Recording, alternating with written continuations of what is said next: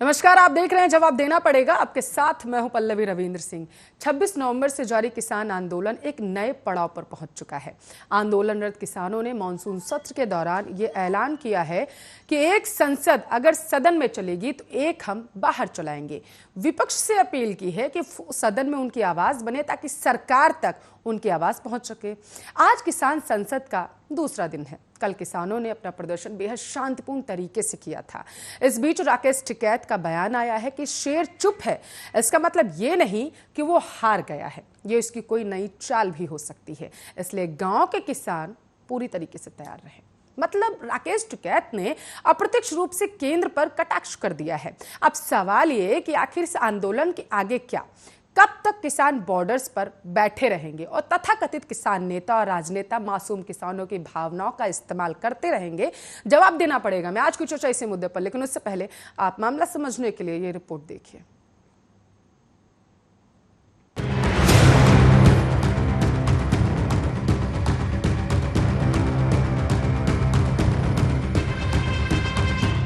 कृषि कानूनों के खिलाफ 7 माह से अधिक समय से किसान आंदोलन कर रहे हैं। किसान राष्ट्रीय राजधानी दिल्ली की सीमा को घेरे धरने पर बैठे हैं। वहीं पिछले 7 महीनों में किसानों और सरकार के बीच कोई बातचीत नहीं हुई है। किसान आंदोलन का नेतृत्व कर रहे किसान नेता राकेश टिकैत ने केंद्र सरकार की तुलना करते हुए कहा कि सरकार नरम नहीं पड़ रही है, ये धोखा है।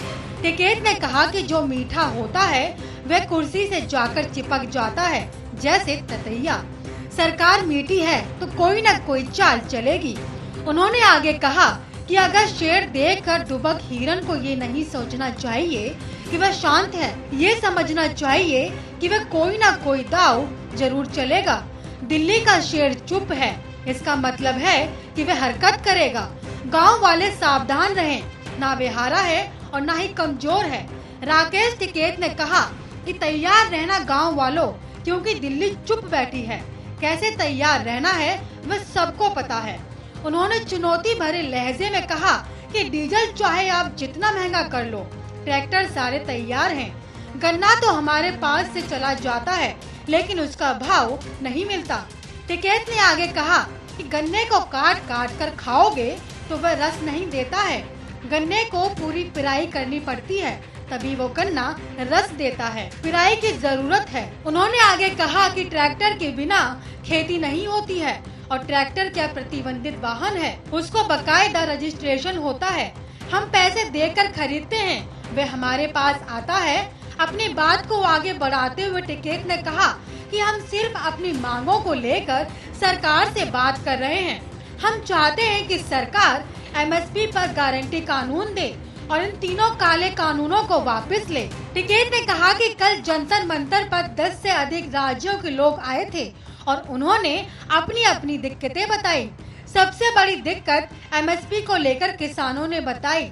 वहीं मीनाक्षी लेखी के बयान पर प्रतिक्रिया व्यक्त करते हुए टिकैत ने कहा कि मवाली तो उनको कहा जाता है जो बड़े बड़े बाल रखते हैं या उठाईगिरी करते हैं। राकेश टिकैत ने आगे कहा कि ये तो दिल्ली के लोग हैं जो चमचमाते बंगलों में रहते हैं, ये जमीन पर नहीं रहते और इन्हें हम ऐसे ही दिखते हैं क्योंकि हमारी झोपड़ी बांस की बनी हुई है। उन्होंने कहा कि हमने तो कल ही कहा था कि किसी के कहने पर बयान दिया गया है, उनको कागज पर लिख करके दिया गया था। कोई इनका ऑफिस है जहां ये बताया जाता है कि किसको क्या कहना है। कृषि सुधार कानूनों के विरोध में जंतर मंतर पर प्रदर्शन करने की अनुमति प्रदर्शनकारियों को मिलने के बाद दिल्ली पुलिस चौकन्नी हो गई है। बुधवार देर शाम को पुलिस मुख्यालय से आदेश जारी कर कहा गया कि जो पुलिसकर्मी ऑफ ड्यूटी पर है उन्हें भी जंतर मंतर पर बृहस्पतिवार सुबह 8 बजे वर्दी में तैनात होना होगा। इसके अलावा जो पुलिसकर्मी दिल्ली में अपने घर में है और 1 घंटे में जंतर मंतर पहुंच सकते हैं, उन्हें किसी भी जंतर मंतर पर बुलाया जा सकता है। आदेश में कहा गया कि सभी पुलिसकर्मी सभी यूनिट के दंगा रोधी गतिविधियों को रोकने तैयार रहेंगे। इसके लिए आंसू गैस, गोले, लाठी आदि वो साथ अपने साथ लेकर ड्यूटी पर तैनात होंगे। स्पेशल डेस्क आर्य न्यूज।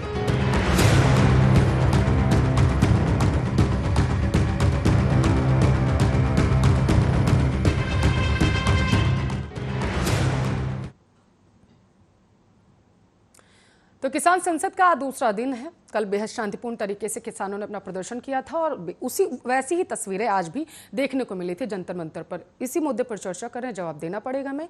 आर्य न्यूज़ के सवाल आपको दिखा देते हैं। किसानों का प्रदर्शन, सरकार की अब क्या टेंशन बढ़ चुकी है? जिस तरीके से 2 दिन से शांतिपूर्ण तरीके से किसान प्रदर्शन कर रहे हैं, एक तरफ सरकार कहती है कि बॉर्डर पर किसान है ही नहीं, तो दूसरी तरफ सरकार उनसे 11 दौर की वार्ताएं भी कर चुकी है, 12वें दौर की वार्ता करने की तैयारी चल रही है। तो सवाल ये कि क्या सरकार की टेंशन बढ़ चुकी है? किसानों की ठनी, अब सरकार जिद पर अड़ चुकी है। 26 नवंबर से किसान आंदोलन लगातार जारी है। किसान एक ही बात पर अड़े हुए हैं कि तीनों कृषि कानून बिल जो है उन्हें वापस होना चाहिए, लेकिन सरकार कह रही है कि हम सिर्फ संशोधन करेंगे, बिल को वापस नहीं लेंगे। तो सवाल ये कि क्या अब सरकार की टेंशन बढ़ जाएगी? जिस तरीके से किसानों का प्रदर्शन बेहद शांतिपूर्ण तरीके से 2 दिन से चल रहा है, संसद चला रहे हैं किसान, और इसके साथ साथ जवाब देना पड़ेगा। हम पूछ रहे हैं कि 26 नवंबर से जो किसानों का प्रदर्शन जारी है, इसका आखिर समाधान क्या है?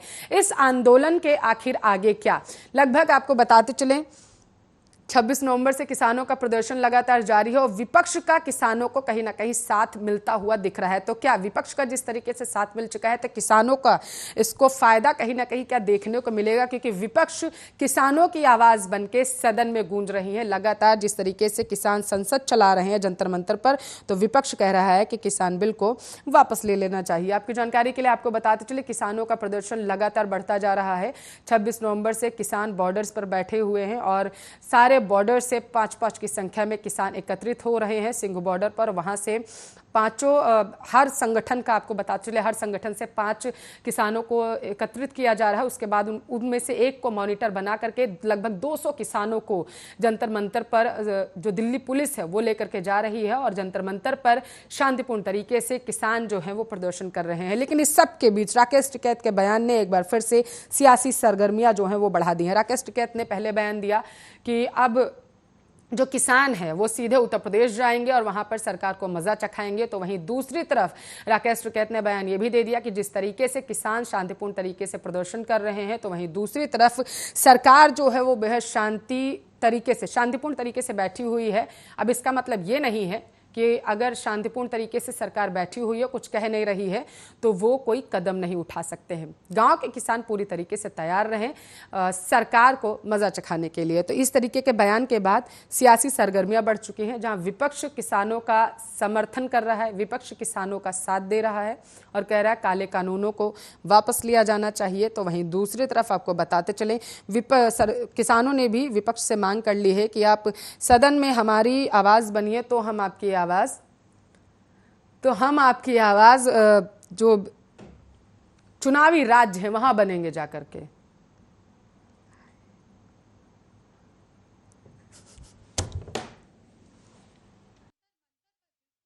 मुद्दे पर ज्यादा चर्चा करने के लिए बीजेपी के प्रवक्ता संदीप दुबे, कांग्रेस के नेता विनोद सिंह, प्रवक्ता प्रसपा के हमारे साथ मुकुल यादव स्टूडियो से जुड़ चुके हैं और भारतीय किसान संगठन के अध्यक्ष राजेंद्र यादव, पवन सोम राजनीतिक विश्लेषक हमारे साथ जुड़ चुके हैं। सभी मेहमानों का स्वागत है आर्य न्यूज़ पर। सबसे पहले चर्चा की शुरुआत मैं राजनीतिक विश्लेषक पवन सोम आपसे करना चाहूंगी, क्योंकि सभी राजनीतिक पार्टियों के प्रवक्ता यहाँ पर भले ही मौजूद है, लेकिन 26 नवंबर से किसानों का प्रदर्शन लगातार जारी है। किसानों ने सीधे तौर पर आह्वान कर दिया है जो विधानसभा चुनाव होने वाले हैं आगामी राज्यों में, वहां पर जाने के लिए। विपक्ष से उन्होंने साथ मांगा है।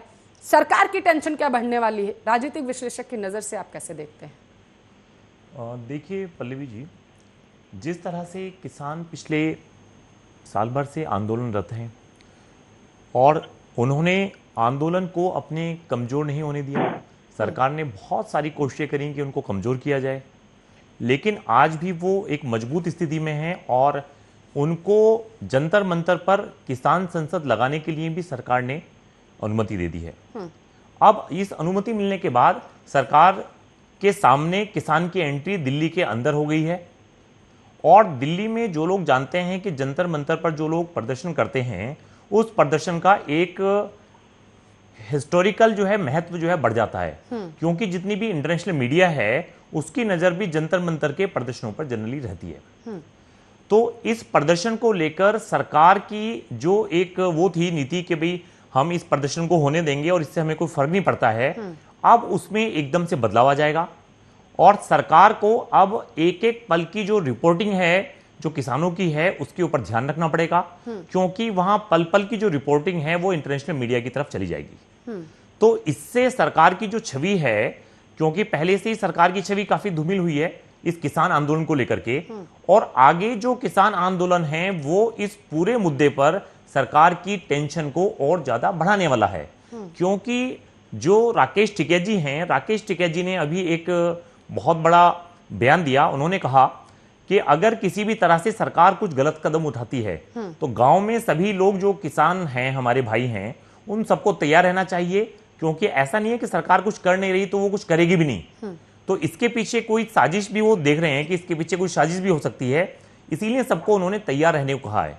तो इससे दोनों तरफ की जो गर्मा गर्मी है किसान की और सरकार की, वो एक बार फिर से बढ़ सकती है।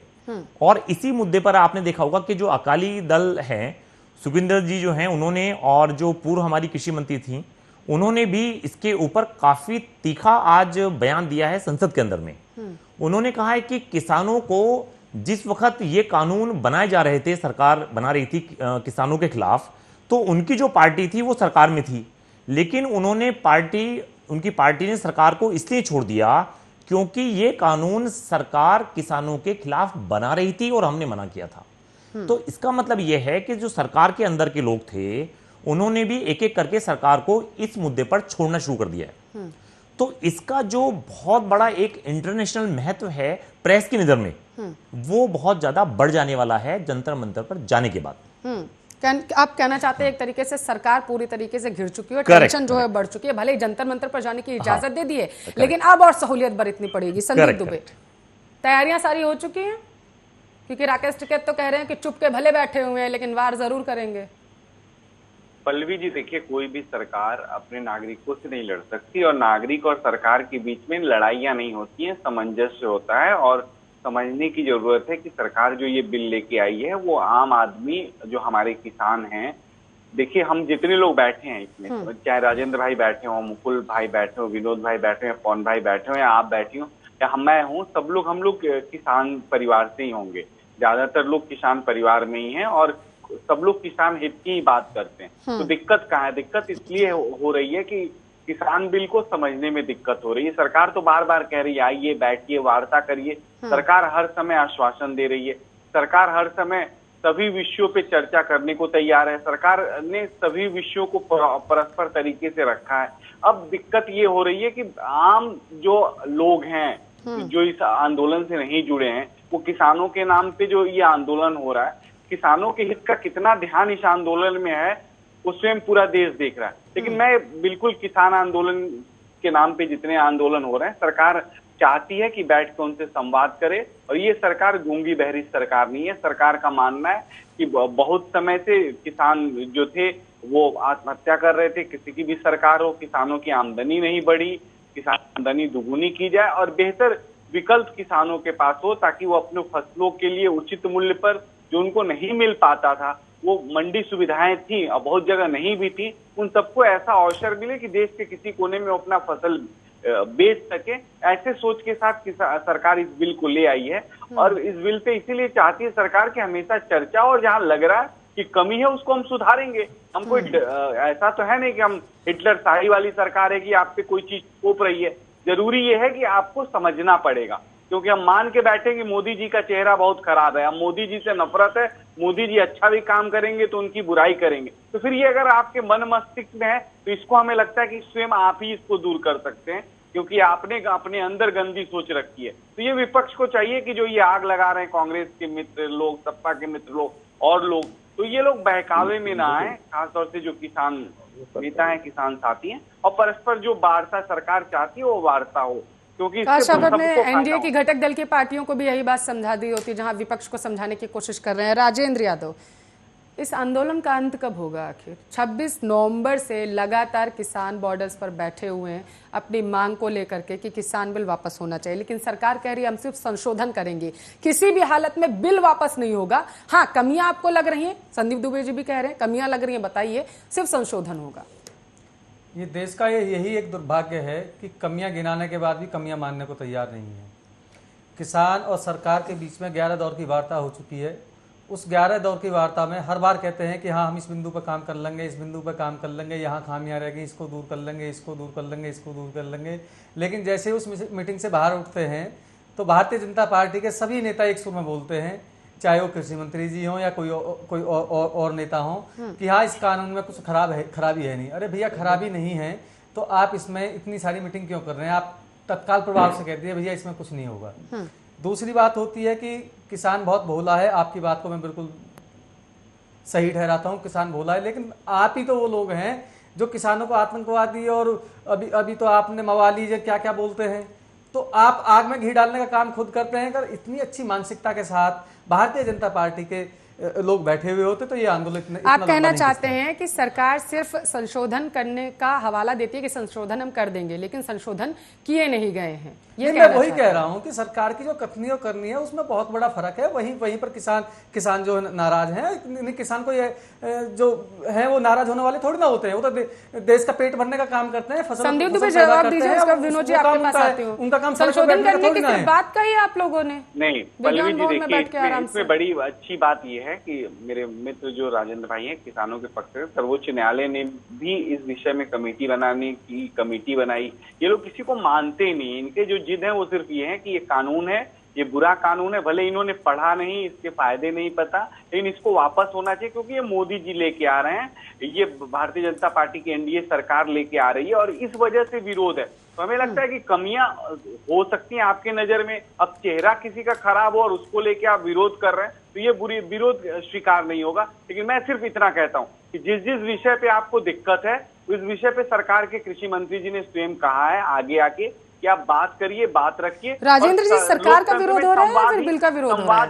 मैं वही बता देना चाहता हूँ कि मैं चाहता हूँ कि दुबे जी अपनी बात खत्म कर लें तो मैं वहीं से शुरू करना चाहता हूँ। बात पूरी करिए, ठीक है संदीप दुबे जी, बात पूरी करिए अपनी। सबसे पहले तो मैं दुबे जी से कहना चाहता हूँ, जो माननीय मोदी जी हैं वो आपके भारतीय जनता पार्टी के प्रधानमंत्री नहीं है, वो देश के प्रधानमंत्री हैं और देश के किसानों और देश के सभी आम नागरिक के बारे में सोचना उनका कर्तव्य है और उनको सोचना चाहिए।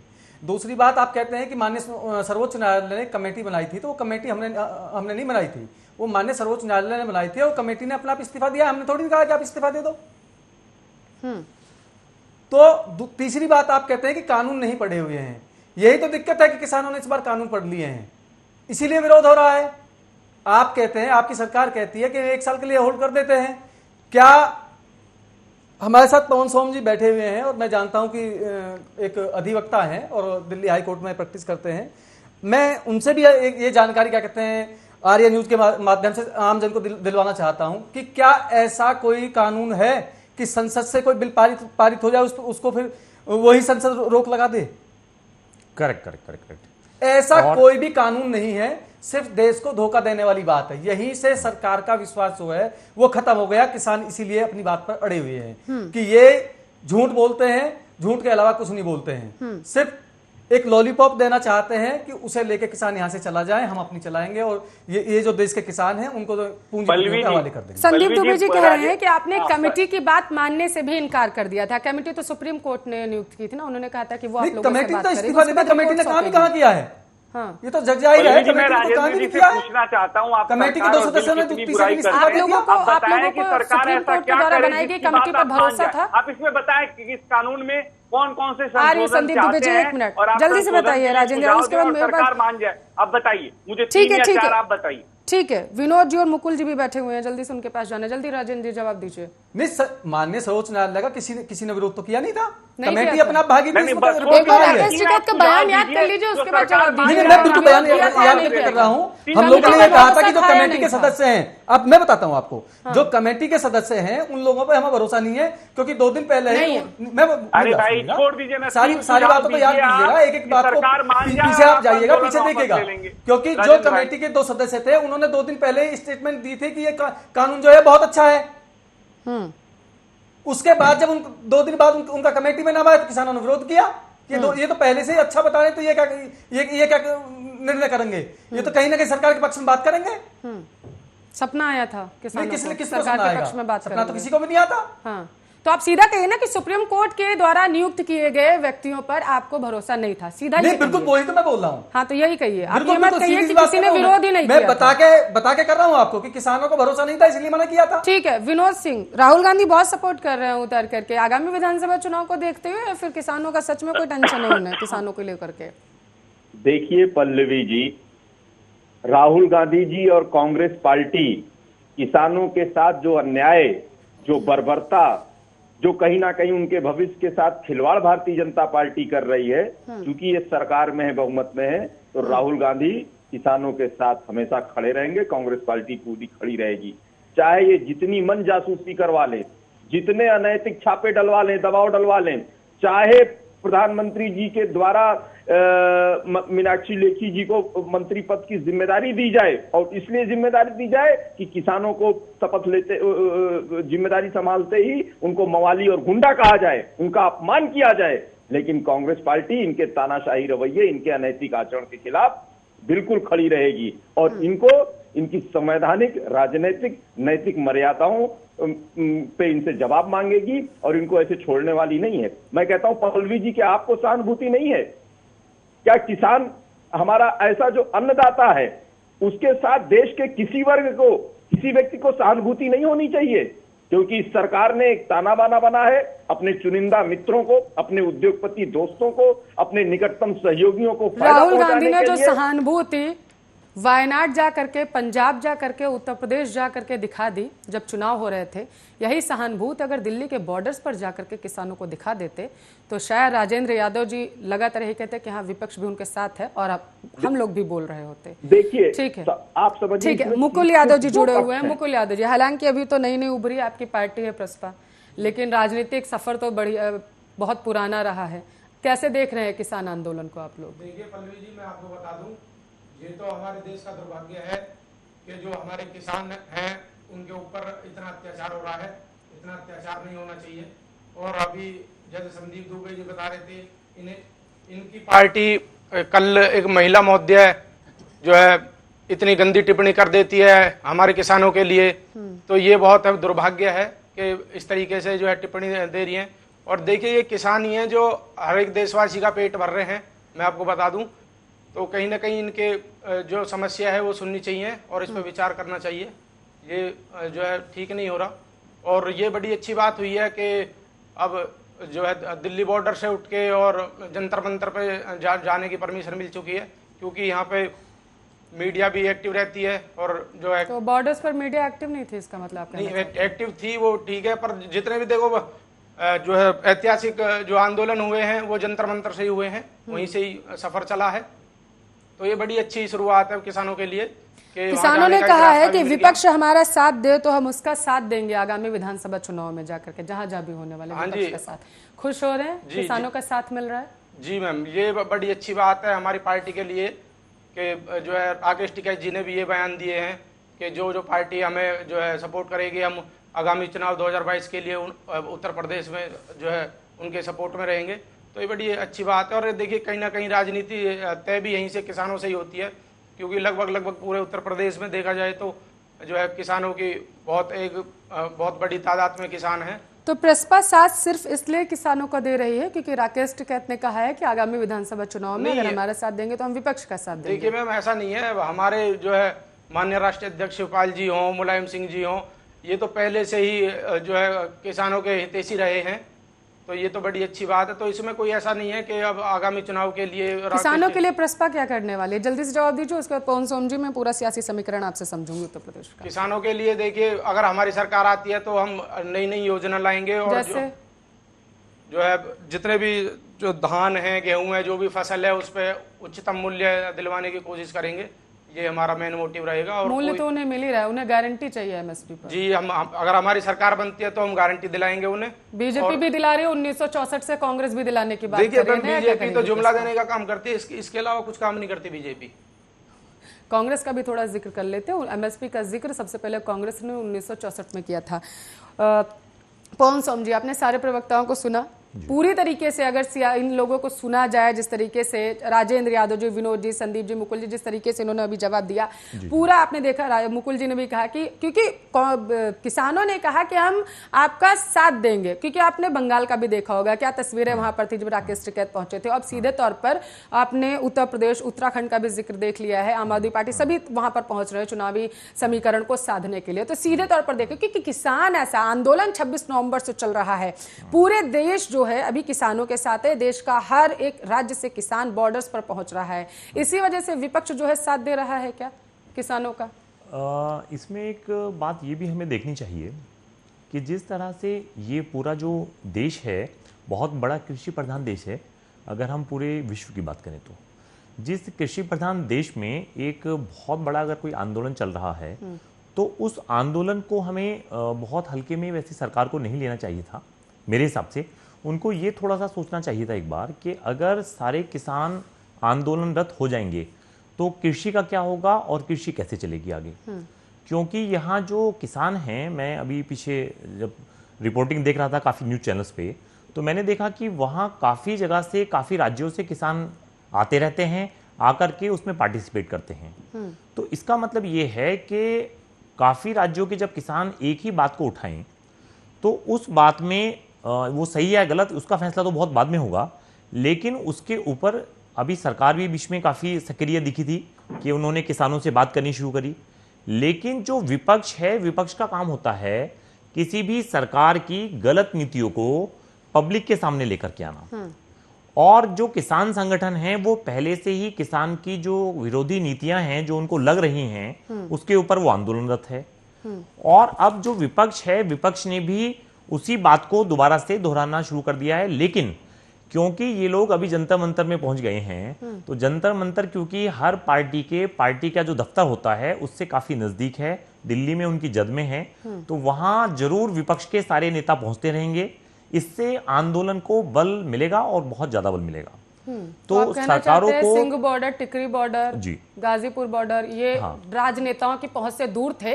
वायनाड, पंजाब और उत्तर प्रदेश पास थे विपक्ष के, ये कहना चाहते हैं? मैं ये कहना चाहता हूं कि जो विपक्ष के जो बड़े नेता हैं जो दिल्ली में रहते हैं, जिनके बंगले दिल्ली में हैं, जो लुटियंस जोन में आते हैं, तो वो अगर कहीं आंदोलन आपका उत्तर प्रदेश में हो रहा होता या तो फिर गुजरात में हो रहा होता तो वहां उनके लिए पहुंच पाना थोड़ा सा मुश्किल भरा हो सकता है, क्योंकि यहाँ संसद के सत्र भी चलते रहते हैं। तो क्योंकि यहाँ बिल्कुल पास में है जंतर मंतर, तो वहां कोई ना कोई नेता जो है विपक्ष का वो पहुंच जाएगा और उसका जो फायदा है, उसका जो बेनिफिट है वो किसान आंदोलन को मिलेगा। ठीक है, विनोद सिंह सीधा आपके पास। आपने सुना पवन सोम जी को, उन्होंने कहा कि अब वो चुनाव शासित राज्य हैं, अभी वहाँ पे चुनाव होने वाला है, चाहे उत्तर प्रदेश हो या फिर पंजाब हो। वायनाड की बात कर लेते हैं, चुनाव होने वाला था तभी राहुल गांधी वहाँ पर पहुंचे। वो कह रहे हैं कि वहाँ पर चुनाव होने वाले होते तो वो अभी इन जो विपक्ष है उनकी पहुंच से थोड़ा सा दूर होते हैं, वहाँ जाना थोड़ा सा मुश्किल हो जाता है। और लेकिन अगर दिल्ली में जंतर मंतर में जैसे अभी किसान पहुंच चुके हैं तो वहाँ पर जो नेता है, विपक्ष के नेता हैं, वो उनसे जाकर के मुलाकात कर लेते। तो अब जाएंगे राहुल गांधी मिलने के लिए? नहीं, देखिए पल्लवी जी, मैं आपको बता दूं, ये स्वतः स्फूर्त किसानों का ही आंदोलन है। किसानों की जायज ज्वलन समस्याओं के लिए ही आंदोलन है। आपको पता होगा बार बार किसान संगठनों ने कहा है कि हम इसको कोई राजनीतिक रूप नहीं देना चाहते हैं।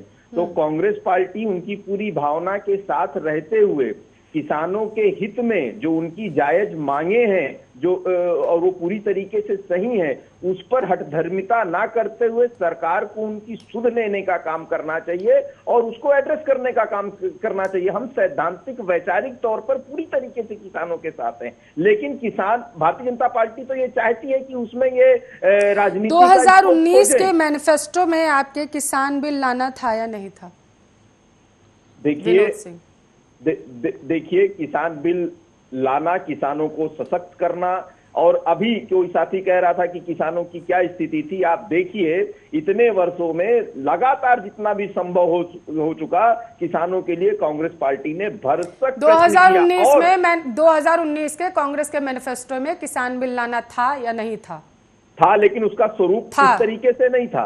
देखिए क्या स्वरूप था, जल्दी से क्लियर करिए, उसके बाद संदीप दुबे आपके पास। बिल्कुल वो पूरी तरीके से किसान संगठनों से बात करके, रायशुमारी करके, उनके साथ सर्वाधिक बिल का उद्देश्य, उसकी मुख्य भूमिका में, उसके केंद्र में हमारे किसान भाई थे। आपका किसान बिल बीजेपी से किस तरीके से अलग था? पूरी तरीके से अलग था। बताइए ना। पार्टी तो किसान विरोधी है, बीजेपी नारेबाजी मत करिए, रैली नहीं है, कोई डिबेट है, जवाब देना पड़ेगा, सिर्फ जवाब दीजिए आप। किस तरीके से अलग था आप सिर्फ ये बताइए। मैं तो कह रहा हूं, सीधे कथनी और करनी में स्पष्ट अंतर है। कांग्रेस पार्टी की जो भावना है, कांग्रेस पार्टी की सोच है, कांग्रेस पार्टी की जो मंशा है, भारतीय जनता पार्टी का उससे दूर। अरे कांग्रेस पार्टी की मंशा में क्या था, वही तो मैं आपसे पूछ रही हूँ, क्या था कांग्रेस पार्टी की मंशा में? किसानों से रायशुमारी करके उनको अधिकतम मूल्य दिलाने की बात हो, उनके भविष्य की सुनिश्चित करने की बात हो, किसानों को न्याय देने की बात हो, उनके लिए पूरे दरवाजे खोलने की बात हो। भारतीय जनता पार्टी में तो उनकी कोई अपील, ऐसा खाका बना है कि उनकी अपील ही नहीं हो सकती है। और किस प्रकार एमएसपी का खेल चल रहा है आपको मालूम नहीं? आप एक जागरूक पत्रकार हैं, ये कुछ भी एमएसपी की गारंटी की बात करें। आज जो व्यवहारिक स्थिति है वो क्या है? बिहार में क्या स्थिति, उत्तर प्रदेश में क्या स्थिति है? 30-40% मैनिफेस्टो में लाने से पहले किसानों से पूछा था आपने, विनोद जी जा करके, कि हम मैनिफेस्टो में लाने जा रहे हैं किसान बिल। इसका मतलब आप ये कहना चाहते हैं, सीधा संदीप दुबे जी आपके पास, इसका मतलब कांग्रेस ये कहना चाहती है पहले मैनिफेस्टो में ला दिया कि हम किसान बिल लाएंगे, उसके बाद किसानों से पूछती, उसके बाद किसान अगर कहते कि हाँ ठीक है लाओ तो लाती, वरना मैनिफेस्टो में लाया हुआ अपना बयान वो पलट देती। ये कहना चाहते हैं विनोद सिंह। बिल्कुल लाती, किसानों को कॉन्फिडेंस में लेके करती। पल्लवी जी क्लियर ही नहीं कर पा रहे ना विनोद जी कि क्या था और क्या नहीं। मैं पूछना चाहती हूँ बिल में क्या था?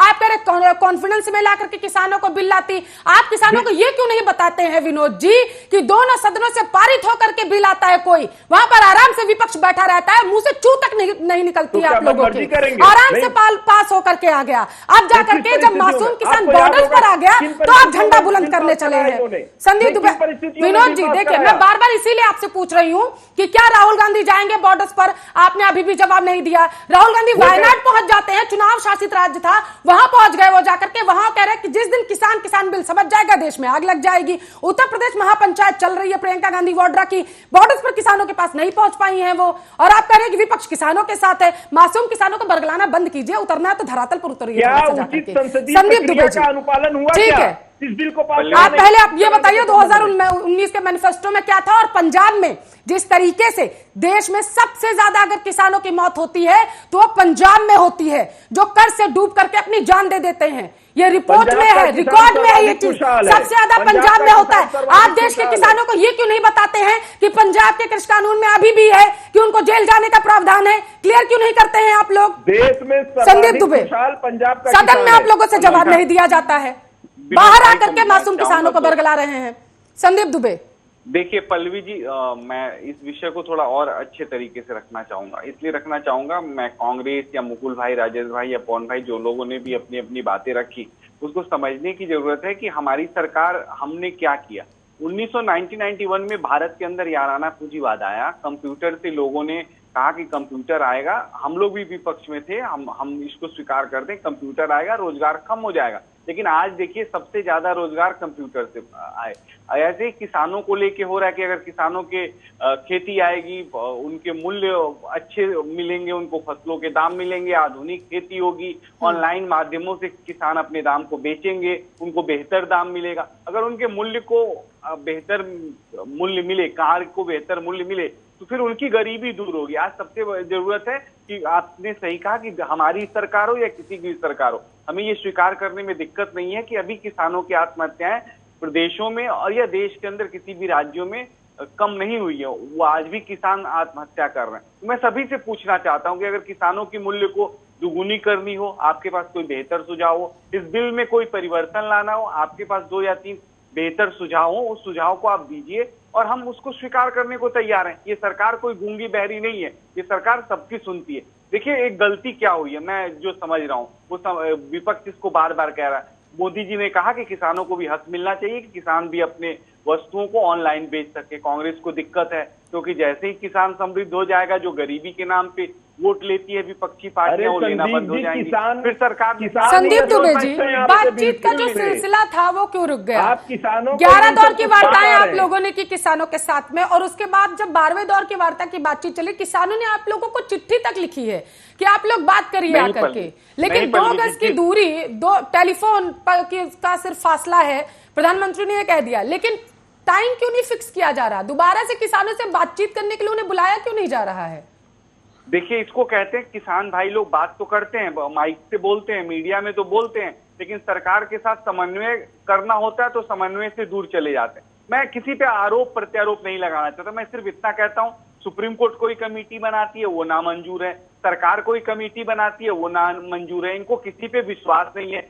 तो ये अगर आंदोलन को ऐसे राजनीतिक, संदीप दुबे जी कैसी बात करें? किसानों ने आप लोगों को चिट्ठी लिखी हुई है, मात्र 10 दिन हुए हैं, सीधा कहा आप टाइम बताइए 12वें दौर की वार्ता कब करनी है, आप कहने किसान समन्वय नहीं बिठा पा रहे हैं। कहिए कि ये क्या चाहते हैं, तीन सुझाव दें, सारी सुझाव सरकार इनको दीजिए सुझाव। राजेंद्र यादव दीजिए। कानून वापस ले लीजिए, एमएसपी पे कानून बना लीजिए। ये तो सुधार के सुझाव नहीं है, आप कानून के अंदर संशोधन पे सुझाव दीजिए। आपकी सारी की सारी कानून खराब हो, ऐसा कैसे हो सकता है? आप कहें भारत का पूरा संविधान ही बदल दो, यानी भारत बदल दो, बाबा साहब भीमराव अम्बेडकर के संविधान को खत्म कर दो, संविधान संशोधन होना चाहिए। अरे भैया, आपको जो लग रहा है संविधान बदलने की बात कर रहा हूँ, वो बताइए। तो आप लोग कहते हैं संविधान में संशोधन होना चाहिए, किसान है समान रूप से कानून होगा। यही तो दिक्कत है भारतीय जनता पार्टी के साथ, यही तो दिक्कत होती है। क्यों परेशान है? अभी कुछ कहते हैं, थोड़ी देर बाद कुछ कहते हैं। हम पहले भी यही कहते थे, आज भी यही कह रहे हैं, और हमारी जो ये कानून है वो एक रिटेन डॉक्यूमेंट है, इसमें हम बदल नहीं सकते, बातें बदल नहीं सकते। आप कर सकते हैं, आप लोग आरोप लगा सकते हैं, आप वही चीज तो कह रहा हूँ, मैं भी आपसे वही चीज कह रहा हूँ, आप बोल सकते कि आप उस चीज को बदलना चाहते हैं जो आपके अधिकार क्षेत्र से बाहर है। सोचने की आपने अगर किसान सदन से पारित बिल कर दिया, उसको आप होल्ड करने में कह रहा हूँ, होल्ड हो नहीं सकता। ध्यान गई, हम नहीं सोचा, तो इस देश की मध्यम वर्ग से लेके और गरीब की जो कमर टूट रही है, इसकी आपकी पुरानी नीतियों का नतीजा है। इस नीतियों को बदलने की तत्काल आवश्यकता 2019 में, जैसे पल्लवी जी ने अभी बताया कि कांग्रेस इस बिल को लाना चाहती थी, तो आपने विरोध भी किया था। माननीय सुषमा स्वराज जी का बयान मुझे आज भी याद है, उन्होंने क्या कहा था, अगर आज हमने विरोध कर दिया तो हम पूरे हो गए, हमें भी कांग्रेस को बरकरार रही है। किया क्या नहीं किया छोड़ दीजिए, हम इस बिल को लेके आए, कानून के रूप में ये बिल है। आप नहीं, कानून के रूप में नहीं आया है, मैं फिर वो बताता हूँ, आपकी जानकारी में नहीं है, ये अध्यादेश के रूप में आया है, ये थोपा हुआ बिल है। यशस्वी प्रधानमंत्री जी का फैसला है और ये देश हित में है, राष्ट्र हित में। तो फिर तो इसमें कोई गुंजाइश बचती ही नहीं। आप अपने घर सही हो, हम अपनी सड़कों पर सही है। ठीक है, समय की कमी, सीधा पवन सोम जी आपके पास। आपने बीजेपी को भी सुना, आपने राजेंद्र जी को सुना, वो कह रहे हैं कि देखिए प्रधानमंत्री ले आए हैं, फैसला है प्रधानमंत्री का, अब आपको लेना है तो लीजिए, नहीं तो बिल तो आ ही चुका है। इसका मतलब कहीं ना कहीं ये देखा जाए 26 नवंबर से जो प्रदर्शन जारी, उसका समाधान निकलने का कोई रास्ता फिलहाल तो नहीं दिख रहा। किसानों की ठनी है कि जब तक बिल नहीं वापस होगा हम बॉर्डर से वापस नहीं जाएंगे। सरकार की जिद है नहीं, बिल वापस नहीं करेंगे। समाधान क्या है आखिर इसका, पवन सोम जी? असल में जो समाधान है उस पर मेरे हिसाब से जो किसान हैं, जो किसान नेता हैं, उनको भी जैसे मैंने इसकी कुछ क्लॉज पढ़ी थी, उसमें से एक क्लॉज ये थी कि जो आपके एसेंशियल कमोडिटीज हैं, उन एसेंशियल कमोडिटीज को भी काफ़ी हद तक जो व्यापारी है वो उसको स्टॉक कर सकता है, कंपनियां उसको स्टॉक कर सकती हैं, और वो लिमिटलेस स्टॉक हो सकता है।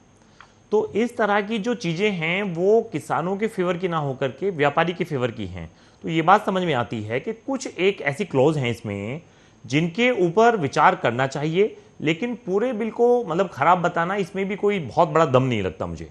क्योंकि किसी भी कानून को जब आप बनाते हैं तो उस कानून को बनाते समय कानून के विशेषज्ञ बनाते हैं, और उसके सारे जो पहलू होते हैं, जो पुराने बिल होते हैं, उसी मसौदे में वो ऊपर नीचे उसको करते हैं।